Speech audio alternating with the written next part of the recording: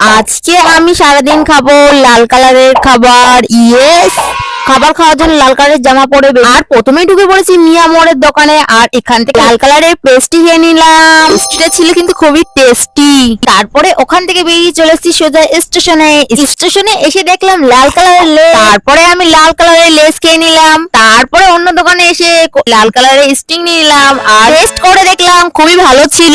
খেতে থাকলাম। তারপরে এখান থেকে নিলাম লাল কালারের জেমস। তারপরে চলে এসেছে আরেকটা দোকান, এখান থেকে নিলাম একটা চাটনি।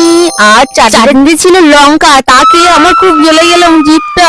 ঝাল কি সহ্য করতে না পারলাম, চলে আসলাম এই দোকানের কিষান লাল কালারের সস খেতে। তারপরে নিলাম জেলি লরেন্স। জেলি লরেন্সের নামটা জানাইনি, তোমরা যদি জেনে থাকো অবশ্যই কমেন্ট করবে।